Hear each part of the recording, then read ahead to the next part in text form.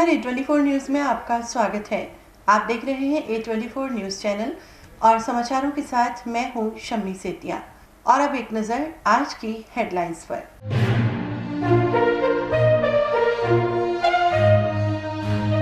मुख्यमंत्री चिरंजीवी योजना की हुई लॉन्चिंग। सीएम ने वीसी के जरिए बताया इस योजना के लाभ। 5 लाख तक का इलाज होगा फ्री।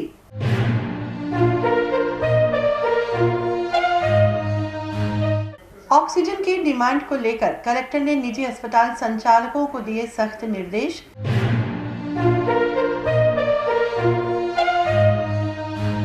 नगर परिषद ने शहर के मुख्य नाले की सफाई कराई शुरू। वहीं आवश्यक संसाधनों के अभाव में सफाई कर्मियों का जीवन पड़ा खतरे में।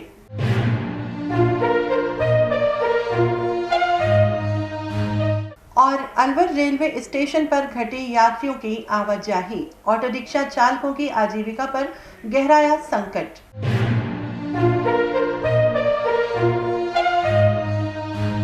और अब समाचार विस्तार से।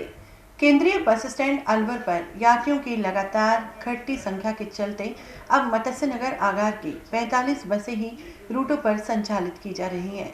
वहीं गाइडलाइन के तहत दोनों ही आगारों की बसों में 25 सवारियों से ज्यादा नहीं ले जाई जा रही हैं। वहीं लंबी दूरी की बसों को स्थगित कर दिया गया है। मत्स्य नगर आगार के कार्यवाहक यातायात प्रभारी सुभाष चंद ने बताया कि इस आगार में कुल 85 बसें हैं। इनमें से 45 बसों का ही संचालन हो रहा है। वही यात्रियों के हिसाब से, यात्रियों की संख्या के हिसाब से 10 सीट पे 25 सवारी बैठाने की अनुमति है जी। और सवारी की व्यवस्था के हिसाब से बसें भेजी जाती हैं।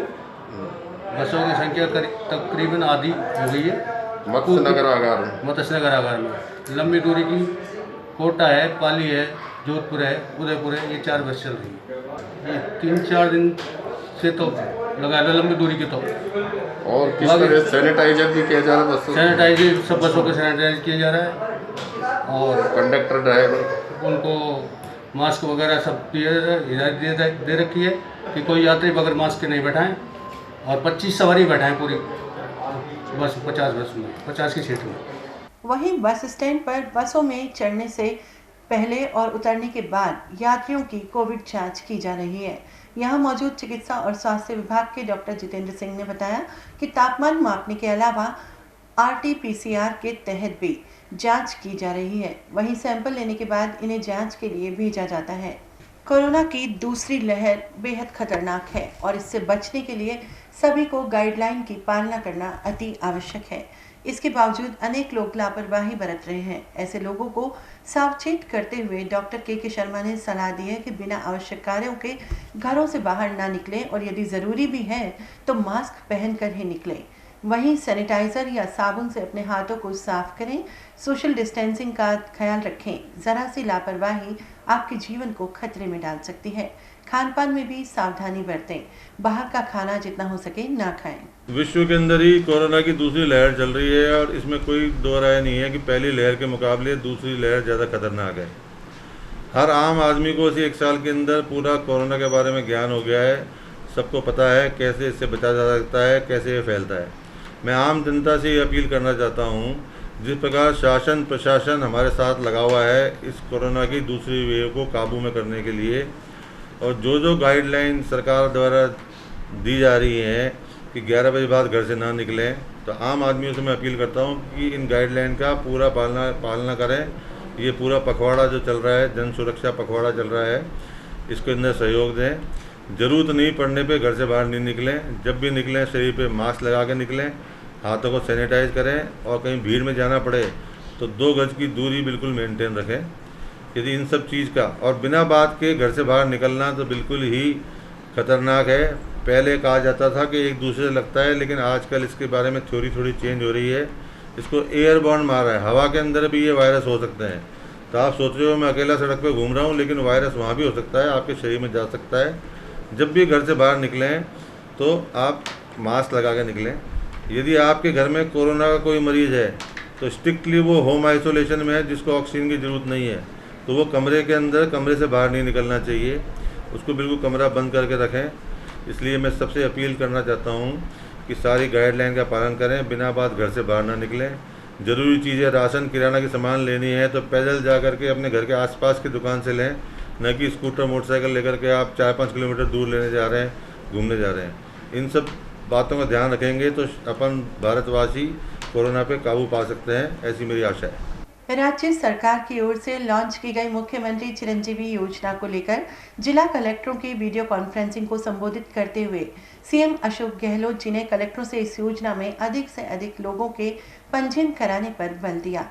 जिला कलेक्टर नन्नूमल पहाड़िया ने बताया कि मुख्यमंत्री चिरंजीवी योजना में लाभार्थी 5 लाख तक का इलाज निःशुल्क करा सकेंगे। इसमें खाद्य सुरक्षा योजना से जुड़े लोगों के अलावा संविदा कर्मियों, लघु और सीमांत किसानों आदि के पंजीयन निःशुल्क हो रहे हैं।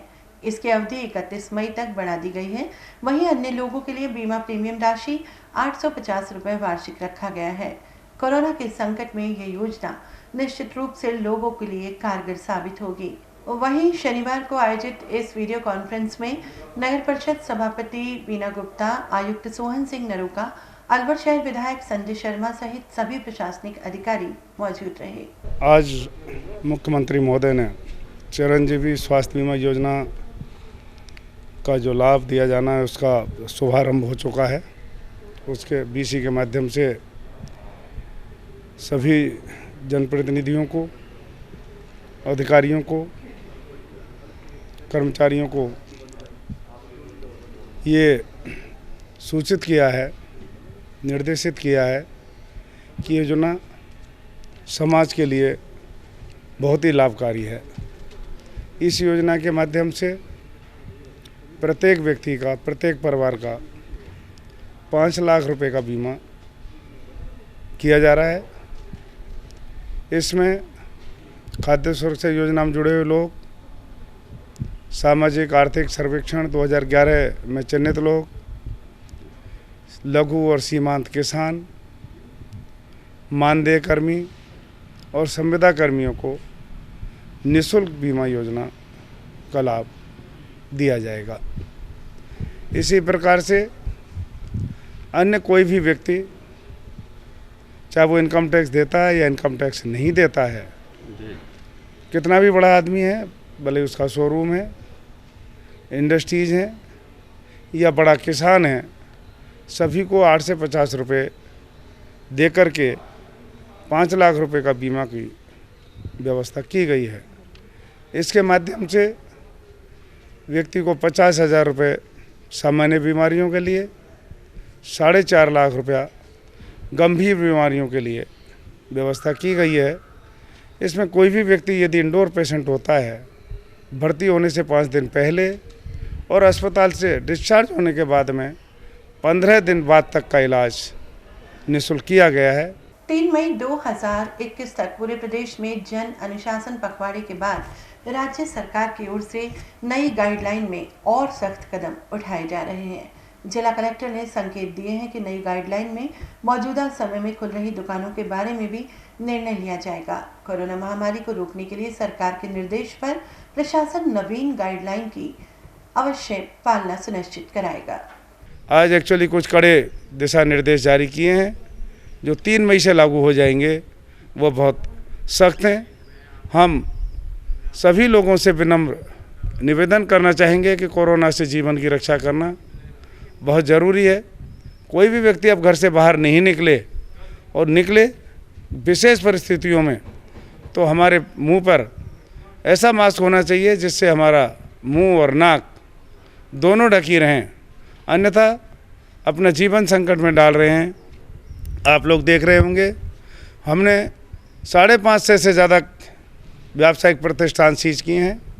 हमने इसमें पेट्रोल पंप भी सीज किए हैं, शोरूम भी सीज किए हैं, मैरिज गार्डन भी सीज किए हैं। सर, नई गाइडलाइन में क्या 3 मई के बाद क्या सामान्य दुकान जो अब तक खुलती आ रही क्या खुलेंगी? नहीं, उसमें जो गाइडलाइन आई है उसमें कुछ दुकानें जिनको खुलना है वो खुलेंगी। विस्तार से अभी हम इसके आदेश जारी कर रहे हैं और इसको सख्ती से इम्प्लीमेंट भी करवाया जाएगा। आप लोगों ने देखा होगा, हमारे तथ्य, आप लोगों ने हमको कुछ तथ्य ध्यान में लाए थे कि हमारे यहाँ जो सब्जी मंडी है उसमें बहुत भीड़ हो रही थी। उसके कारण से हमारे संक्रमित लोगों की संख्या बढ़ रही थी। हमने आदेश जारी किया, हमने वहाँ जो आम उपभोक्ता है उसको उस मंडी में, थोक मंडी में प्रवेश करने से रोका।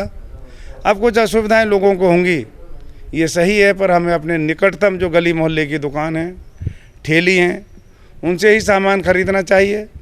पब्लिक के इंटरेस्ट में हम जो गाइडलाइन के अंतर्गत कुछ जो भी कर सकते हैं उसमें भी हम कोई कमी नहीं आने देंगे। सर, ऑक्सीजन की जो निजी और सरकारी अस्पतालों में उपलब्धता के बारे में क्या अभी वर्तमान में कोरोना महामारी के दौरान निजी अस्पतालों में उपचार करा रहे कोविड मरीजों के लिए ऑक्सीजन की उपलब्धता के संबंध में जिला कलेक्टर ने सख्ती पूर्वक कहा है कि जहां गंभीर मरीजों को ऑक्सीजन अति आवश्यक है, वहीं निजी अस्पतालों को ऑक्सीजन मुहैया कराई जाएगी। लेकिन निजी अस्पताल संचालक चिकित्सक नाजायज दबाव प्रशासन पर नहीं बनाए। यदि इसी तरह से निजी चिकित्सकों का रवैया रहा तो वे सख्त कदम उठाएंगे। ऐसे चिकित्सकों के खिलाफ आपदा प्रबंधन एक्ट के तहत मुकदमा दर्ज कराया जा सकता है।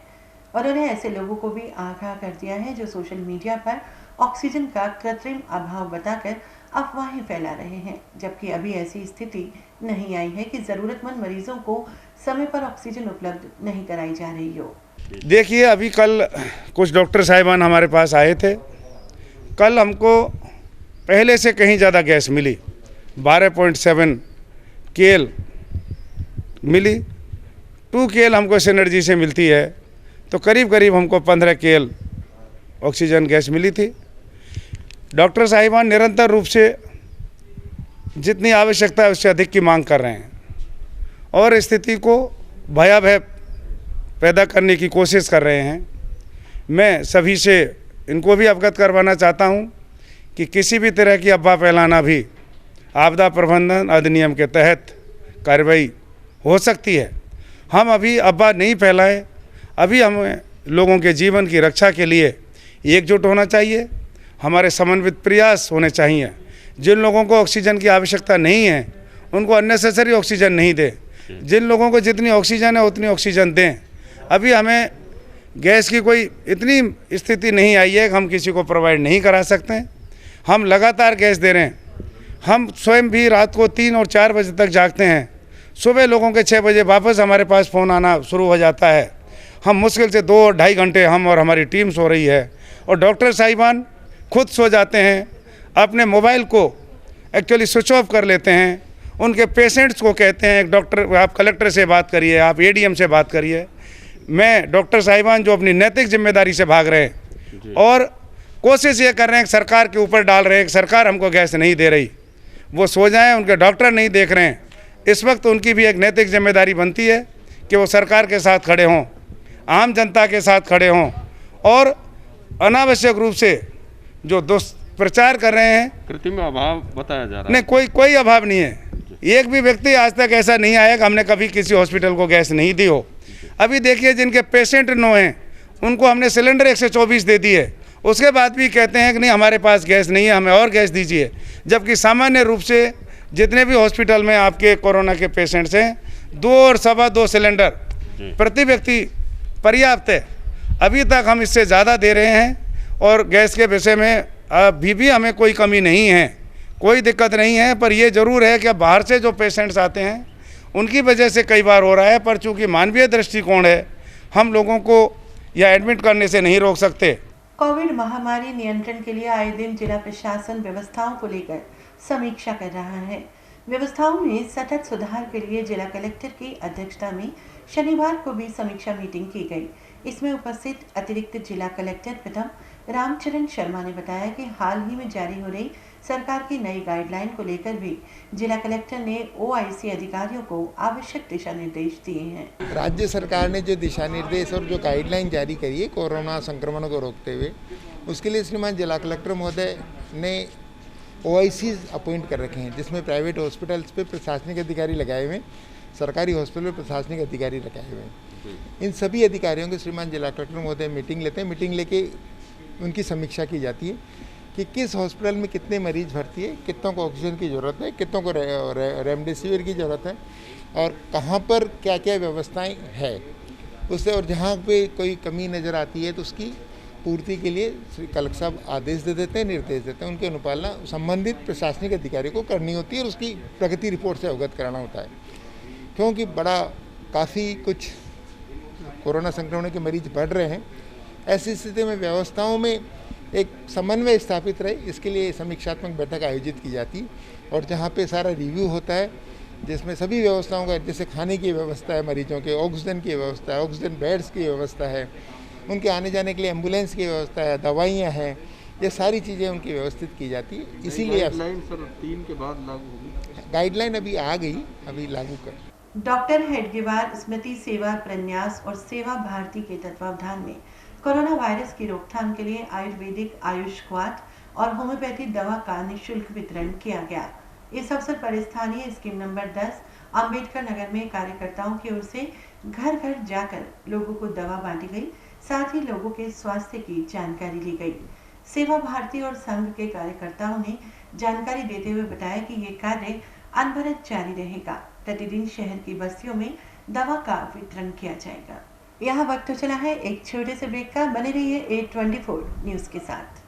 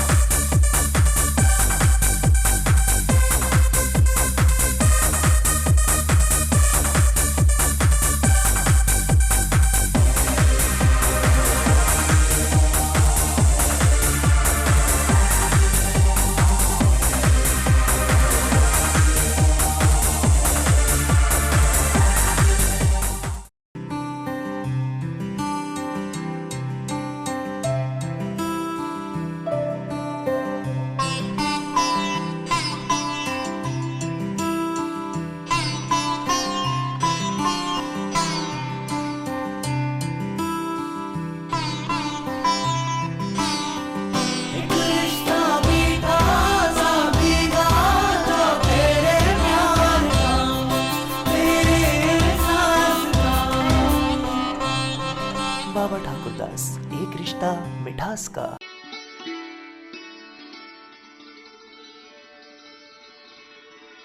नगर परिषद की तरफ से मैं जनता से हाथ जोड़ के और अपील करती हूँ कि घर से कम निकले। सरकार की गाइडलाइन के अनुसार, नगर परिषद की गाइडलाइन के अनुसार घर से भीड़ भाड़ में बिल्कुल ना जाएं, मास्क लगाए बिना नहीं जाएं, क्योंकि कोरोना जो संक्रमण फैल रहे हैं उनको देखते हुए, और ये बीमारी ऐसी आई है कि पहले तो फिर भी इसमें लक्षण दिखाई देते थे, लेकिन अब कोई भी ऐसा लक्षण नहीं दिखता है, जुकाम खांसी नहीं होती और कोरोना पॉजिटिव आ जाता है बंदा।